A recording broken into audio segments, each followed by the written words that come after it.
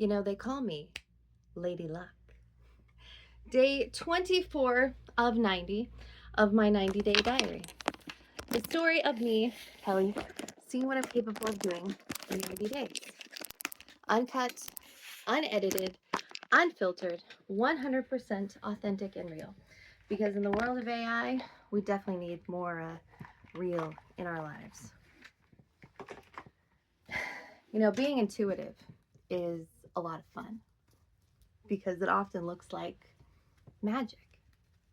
But people who are intuitive, who can channel and receive messages and feel others and all kinds of spiritual gifts that are God-given and absolutely amazing. It looks like magic because we can't understand it. But all it is people like me, we read all of the things that you can't see. We listen to what most people can't hear.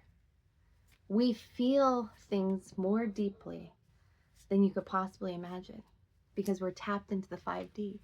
We're tapped into the energy that is the world.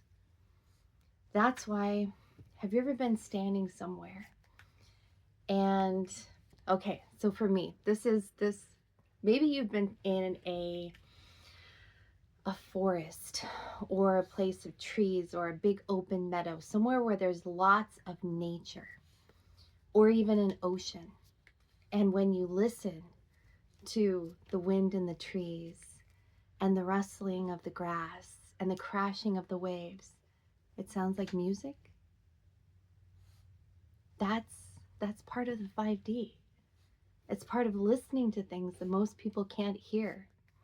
And when you quiet your mind, and you can quiet your mind often in places like that are very in nature, you know.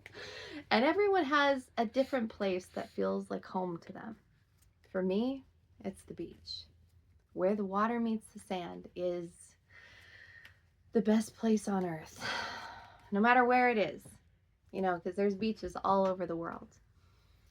I grew up in California, very close to the beach, and that's probably why, because I love the beach.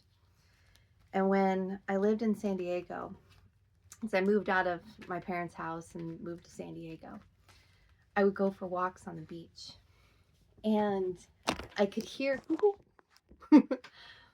as you walked along. So I went super early in the morning before the tourists were there. It was just me and the surfers. And I would bring grocery bags, and I would collect trash and seashells while I was out there. But I could hear the difference in the waves. So I could hear whether they were crashing on sand or stones, or if there was a shell bed right there. And sometimes it sounded happy. Sometimes it just sounded not happy, but not really irritated. It was just really interesting. But I think that was the first time I really started to listen to things that most people can't hear. Because everything is energy. Everything is frequency. And you're thinking, oh, I don't believe everything is energy. Right? Think about it this way. Everything makes a sound. I mean, everything. Every single thing on the planet makes some kind of noise. Well, sound is energy. Therefore, everything is energy. So you don't have to believe it for it to be true. It is. And that's the great thing about the truth. The truth doesn't have to yell. It doesn't have to scream. It doesn't have to shout. Because it is the baseline, the bottom, the absolute. And that's why the truth is so important.